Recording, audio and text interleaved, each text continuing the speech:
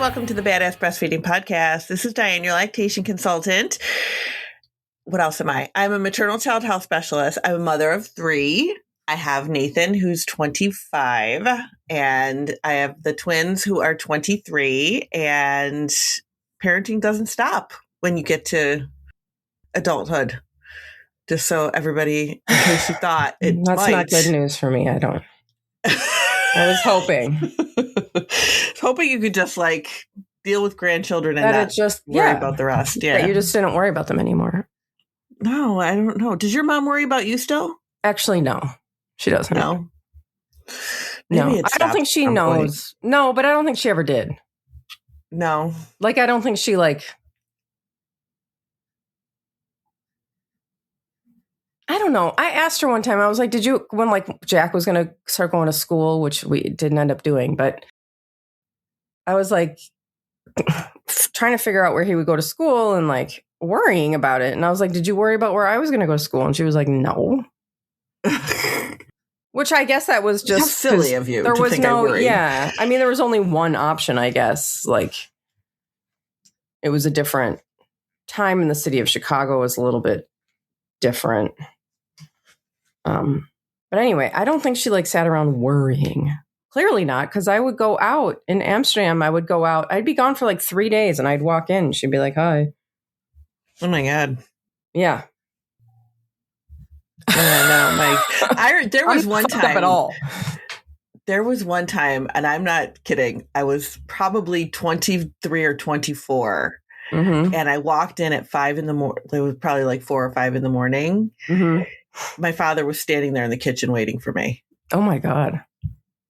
And it was like, where have you been? And I'm and I was in my 20s. Yeah. You know, come on. Yeah, get off my back, man. Oh my God. Yeah, I can't imagine. It was wild. I mean, I guess that's kind of how you want it, right? You don't want it at the time. Right. But then later you're like, yeah, of course they were worried about where I was. It never came off as worry, though. It always came off as dictatorship. Well, you know what I mean? Sure. But doesn't that come from somewhere? Maybe not. I don't know. Yeah. I don't know. Yeah, you're probably right. Now that I'm an adult, it's, with my own kids, but I don't act like that towards mine. I mean, if my son was out all night, Tom would be like, he's fucking 25. Come on, Yeah.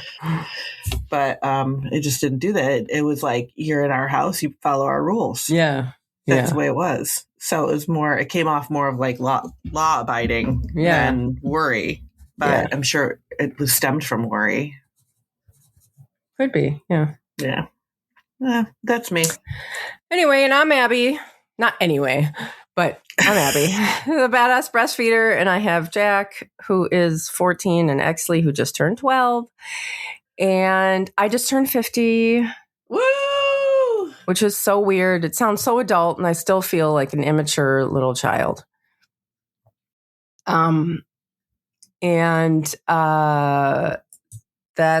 have a social work background. And today's episode is brought to you by Nursing Queen. We love Nursing Queen and their hidden zippers and hidden flaps of nursing clothes that don't look like nursing clothes because they're too cute. Mm-hmm. And today's episode is also brought to you by Original Sprout, our favorite hair and body care line. We will hear more from our sponsors later, but you can head to badassbreastfeedingpodcast.com. If you ever need anything, see if you can give any of our sponsors your business because they make this podcast possible. And while you're there, scroll down, enter your email address, and we'll send episodes straight to your inbox every week. And we are on Patreon. And Patreon is the only place where you can find our podcast, our second podcast, Revolution Parenting. And we created this podcast to share gentle parenting, beyond breastfeeding, to help raise, kinder and more compassionate adults than we currently have walking around. We talk about child development, discipline, boundaries, attachment parenting, and so much more. Again, the only place you can get this podcast is on Patreon. So we have 2 tiers. One of them that includes a goodie bag of Thank You for Nursing in Public cards and podcast stickers sent to your home every month. Head to the top link in the show notes under this episode, wherever you're listening from, and choose a tier that looks good to you. We're still hosting our ongoing giveaway as well for people who leave reviews around the internet, whether it's on iTunes or Spotify or wherever you can leave a little something. We will send you a goodie bag. So send a screenshot of that review, or you can share it on your socials where, if you've already left a review or if you can't leave a review, we just want to get the word out about the podcast. So whatever you're doing to share it, send a screenshot, send it over to badassbreastfeedingpodcast@gmail.com, and we'll send you one of those goodie bags.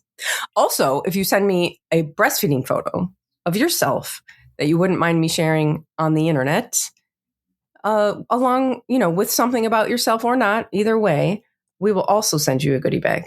You just send that over to the same email, badassbreastfeedingpodcast@gmail.com. And now Dianne has our review of the week. And this is, I'm not going to say who it's from, but says, "Hi, Dianne and Abby. We obviously don't know each other, but I want you to know that you have been alongside me every step of the way for my breastfeeding journey with my daughter. And for that, I am forever grateful.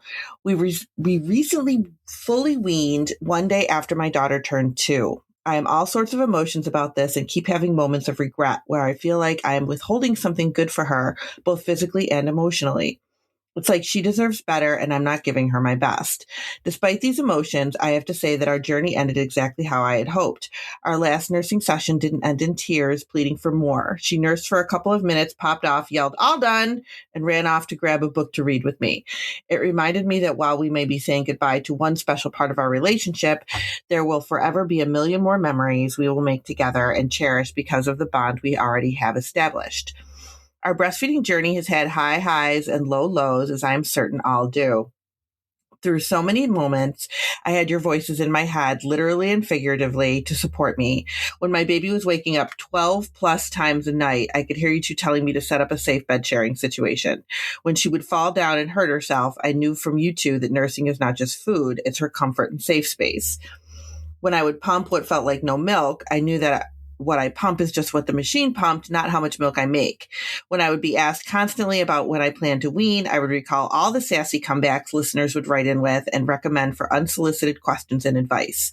When I struggled with postpartum depression and anxiety, you 2 were the voices I could listen to all day when I felt so alone in motherhood. And when I breastfed in public for the first time without a cover on, I felt like a true badass breastfeeder, empowered by the community you have created. You 2 have been there from the beginning for me, from the beginning to the end, and my little one. And even though our breastfeeding days may be over, I'll still be listening each week. So hopefully I can be a support to other moms in my life as they experience such a sacred and beautiful piece of motherhood too. And who knows, maybe I'll be lucky enough to nurse another baby one day too. So thank you endlessly for your support. I hope the podcast continues to thrive as you support other moms and little ones on their breastfeeding journey too."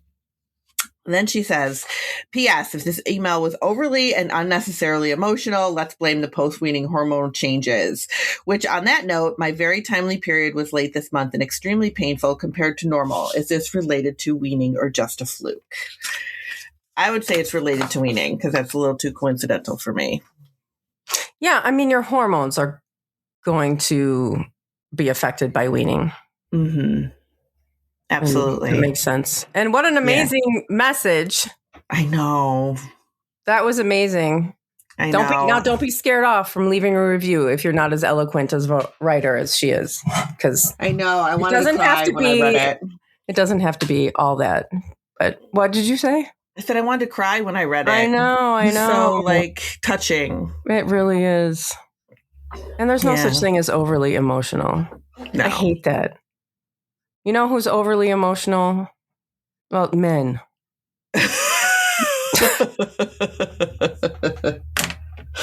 Not us. Not us, man. We're not the ones going around starting wars and stuff. I know. Anyway, that was nice. And yeah, I would totally say that it was related to weaning. Yeah, I would say it's related to weaning. And it's okay. I mean, like we have episodes on weaning where we talk about like you might go through like some, hormonal fluctuations and stuff. It's all part of it. Oh yeah, for sure. Some people get headaches. I've had that come up. Like people are like, I've been getting headaches. Is that due to weaning? Yeah, like it's just so many hormonal changes happening. So. Oh, I forgot again, even though I just talked about this, that we're counting down to our 500th episode. Oh, yeah. I forgot to count down the next two. We don't even know what number they are. I'm going to say two of them because I was telling Diane, I can't do simple math. So the next in line, I guess it's 8 and 9, actually, even though I know I've said that 8 and 9 have happened before. Anyway, the next two are combo feeding, which is interesting to me. You'd think like not a lot of people are combo feeding, but I guess a lot of people are because we come out of the hospital with formula. Yeah, and then returning to work, a lot of people start it. Yeah. And starting solids. Which we know there's a lot of questions about that. So check out those episodes. They're pretty popular. Yeah, for sure. We have a lot on solids. We do. You need it. Yeah, and we just did another one on combo feeding not that long ago. Yes, that is true. This is probably an earlier one. But yeah, either that's one, the earlier combo feeding one. Either way, yeah, you'll get the information you need. That's wild. But today we're talking about postpartum. Yes, which is kind of a good segue from our review. Mm-hmm. That, I mean, even though she's weaning, but talking about like postpartum stuff, she was listing a lot of different postpartum stuff in there that she was dealing with at the time of her breastfeeding journey. So talking about being postpartum, there's a lot that goes on in that postpartum period. So when we say postpartum, it's often like considered the first 6 weeks, but there's no time limit. You know what I mean? Like it could take you longer than 6 weeks to recover. And absolutely. So don't ever feel like, oh my gosh, it's been 6 weeks. I don't feel like myself, or I'm still healing, or I'm still bleeding, or, whatever. It's okay. There's no race to the finish line with this, but it is often considered that first 6 weeks after you have your baby. But the fourth trimester, and I know we have an episode on the fourth trimester. Fourth trimester is what is considered to be like that time period after you have your baby, that your baby is like, you're recovering from childbirth. Your baby is trying to acclimate to life outside the womb. There's all sorts of connecting that's happening. And that is much longer than 6 weeks. Mm-hmm. That is like 3 months after you have your baby. Because it's a whole trimester, really. Yeah. And I mean, like your baby's getting used to it, but who felt like they were used to it after 3 months? Oh my gosh. What adults? My God, no way. But I don't feel like we prepare for postpartum that much. No. Like it deserves a lot of preparation and a lot of consideration, and we don't think about it. No, because we're just so focused on birth. Exactly. We're so focused on the birth that we don't think about like, what do we do for postpartum and what happens?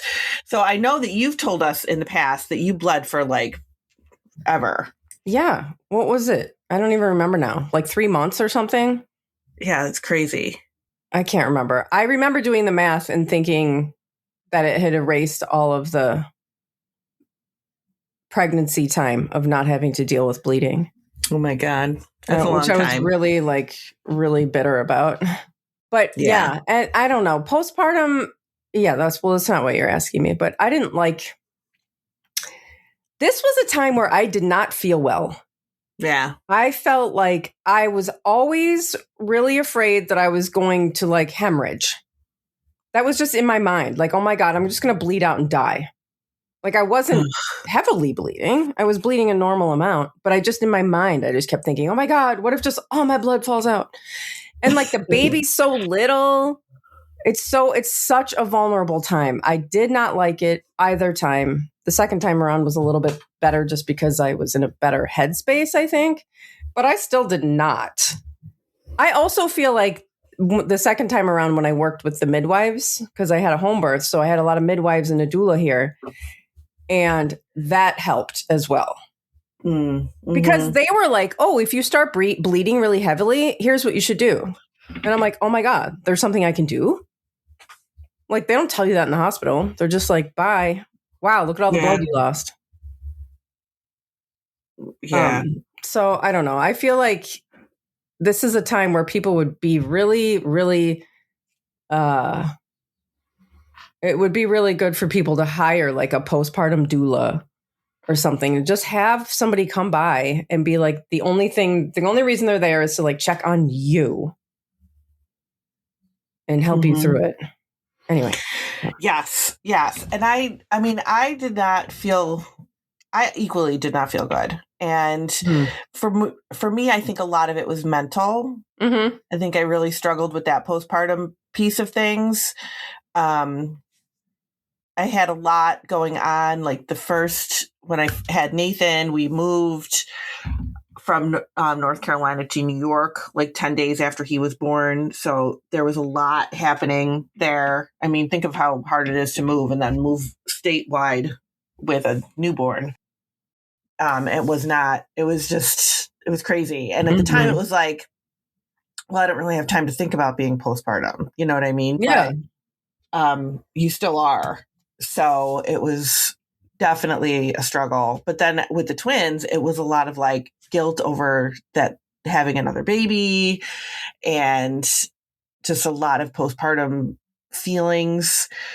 I had a C-section with the twins, so that was a whole different recovery, which was hard, so there's just so much happening. So when you have a physical recovery, or when we're talking about a physical recovery, there's like perineal healing. And I know you had that because you had the episiotomy, the bleeding. Some people have hemorrhoids that they're dealing with. I never had that.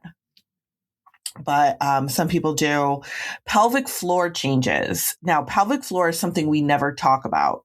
Yeah. And I don't mean just me and Abby never talk about it. I mean, like, nobody talks about it. Like America never talks about it. Really? We had an episode about that.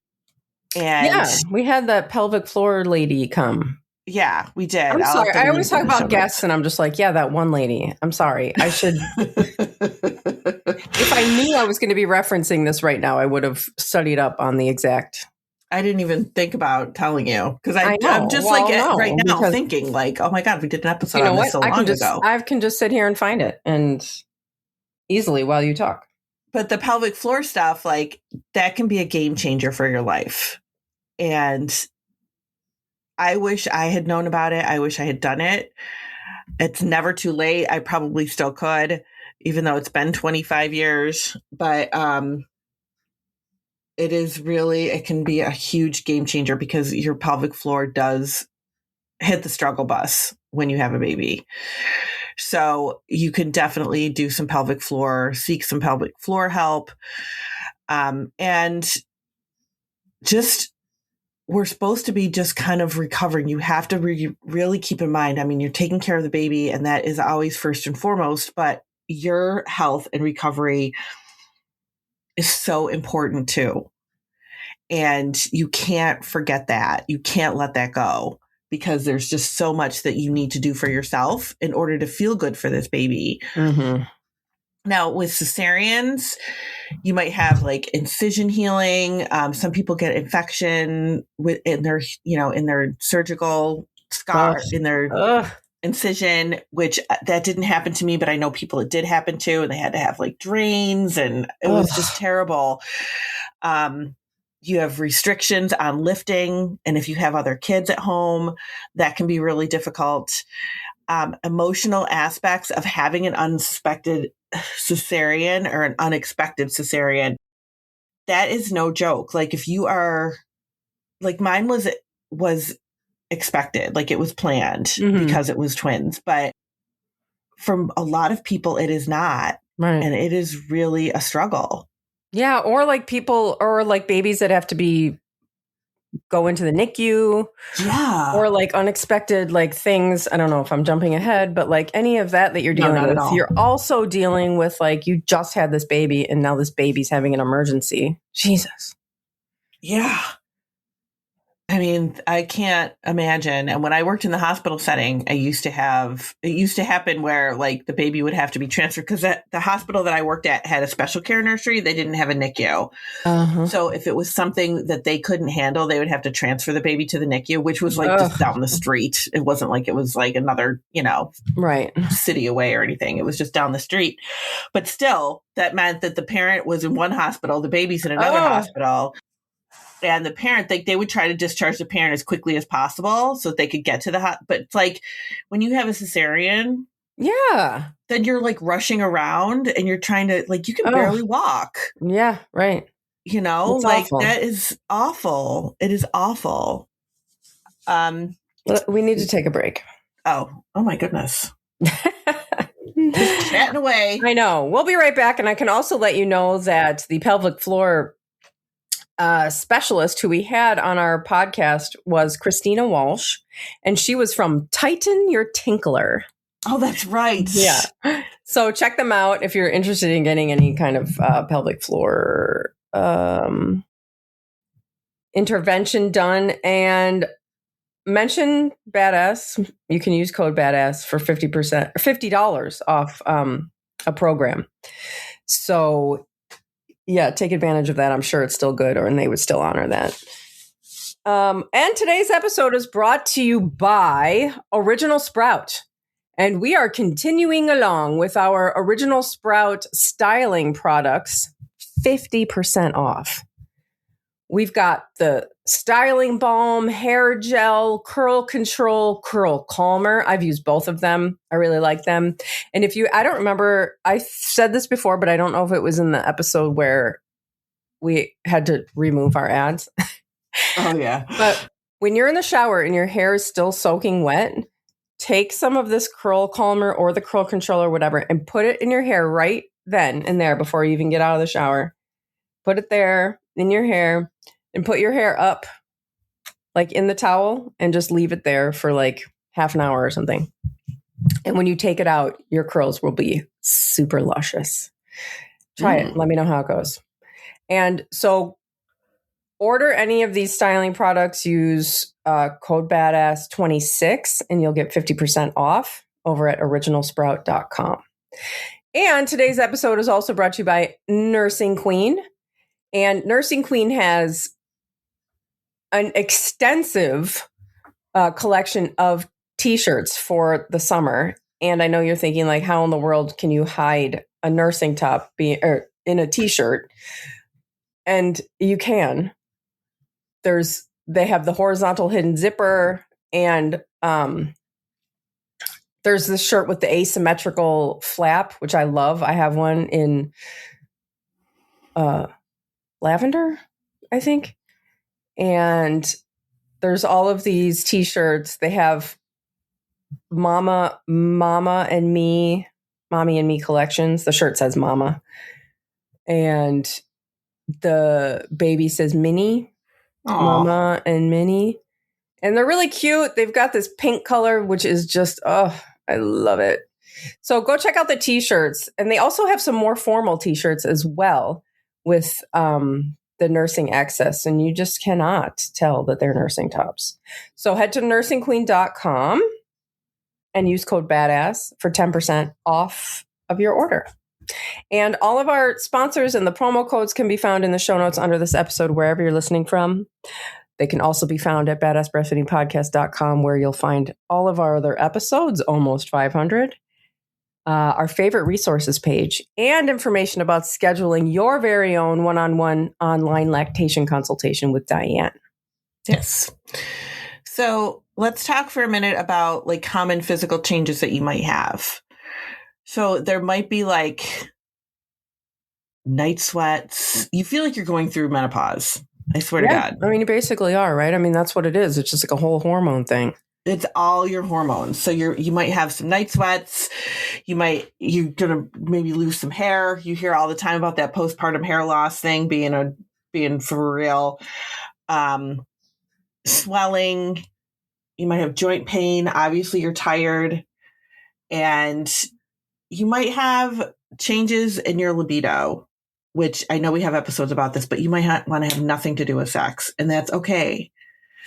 You shouldn't want to have anything to do with it for at least 6 weeks anyway. But even at that 6-week mark where everybody says everything is fine, you've like graduated, you still might not really be feeling it. And that's okay. There is no rush. You don't need to be like rushing back into it because that 6 week has passed. Right. That's totally okay.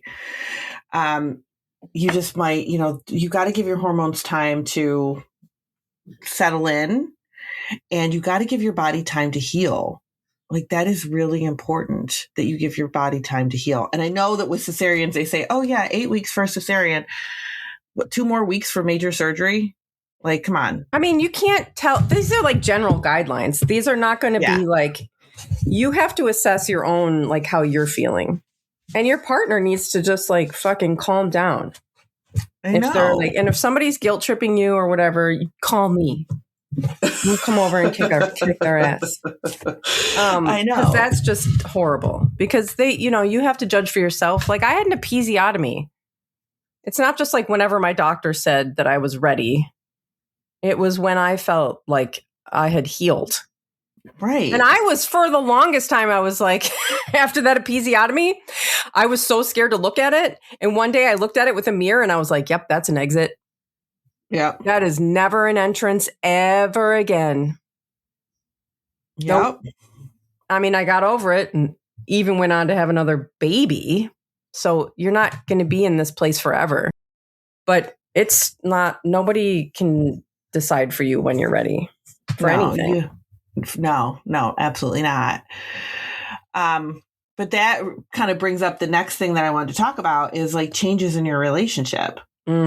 Because and this is also something that you can't really anticipate until after you have that baby. It's true. And there's just so many changes that go along with having a baby. And then there's so many changes in your relationship that, like, and I almost feel bad for the dads because they really just don't know what to do, or for the partners. Yeah. They're going through their own changes, but ours trump theirs. So it doesn't really matter. But it's true. They are really going through their own changes too. And it really is difficult sometimes to maintain that level of relationship that you had before. I mean, you're not just a couple anymore. Now you're a family. So that really changes a lot of things. And it can feel like a little bit of a struggle to find where your new normal is.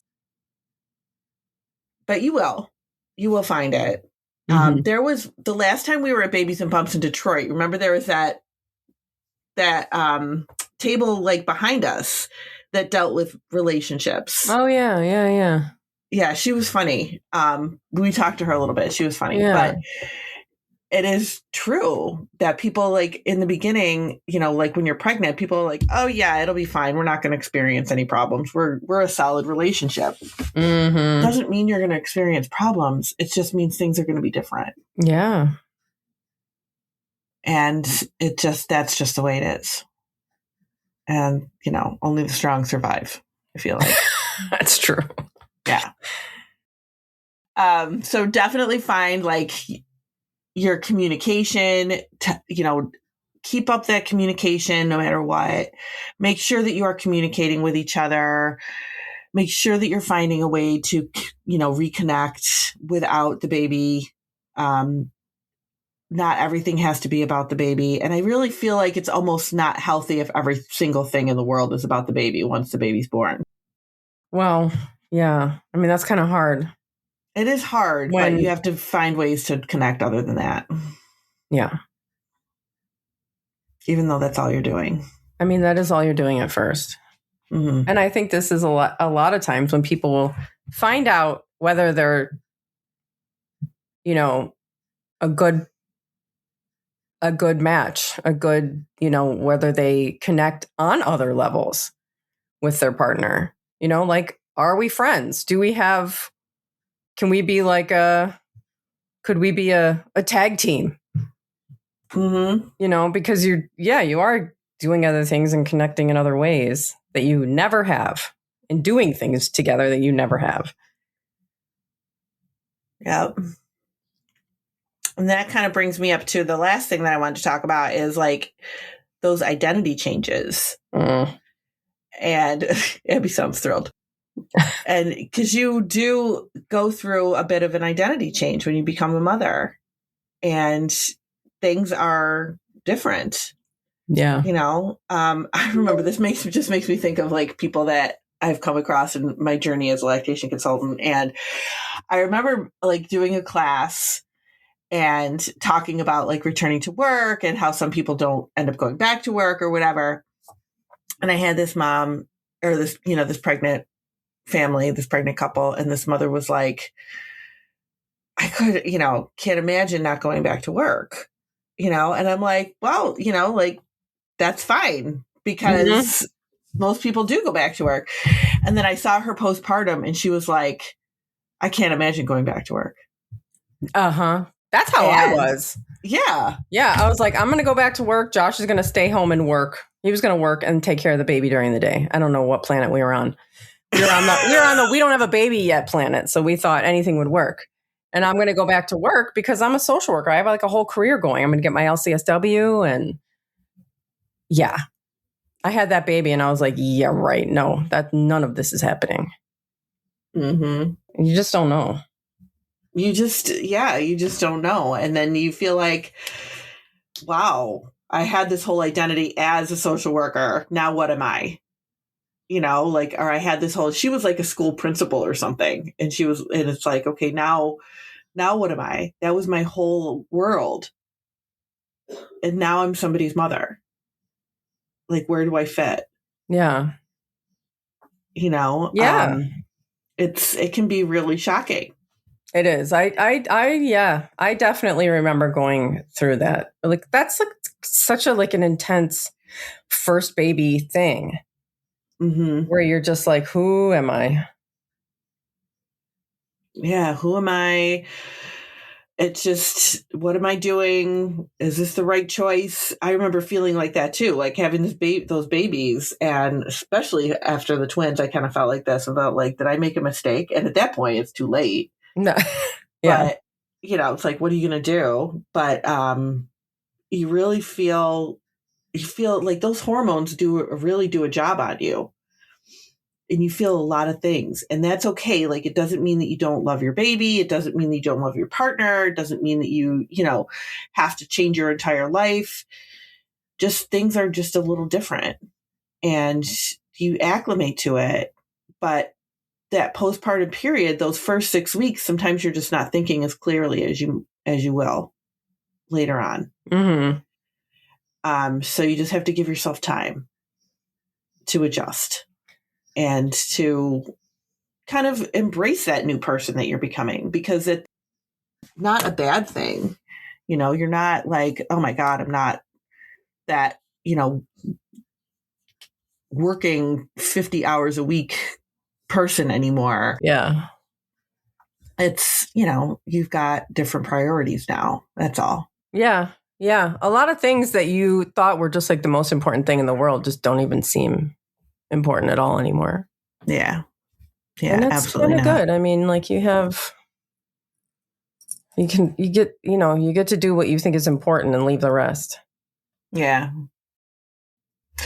Now, the last thing I wanted to talk about is that red flags that you might have that you would need to require medical attention. And that would be like bleeding. Like, how many times did you call the doctor about bleeding? Did you end up calling them a lot and be like, I'm still bleeding?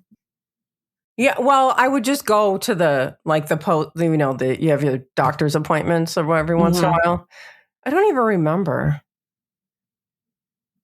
I don't remember. Yeah. Yeah. I mean, I was constantly worried about it. Yeah. Fever, severe headaches. There could be like, I know we talk about, preeclampsia during pregnancy, and a lot of people get those blood pressure spikes during pregnancy and end up having to have the baby early, or, it happens like right at the time that they're about to have the baby. That can happen postpartum too. And I never knew that there was like postpartum preeclampsia, but until I started working in the hospital setting, and there is. So and that comes with like headaches and vision changes, swelling, difficulty breathing could be something that you're experiencing, chest pains, like things like that.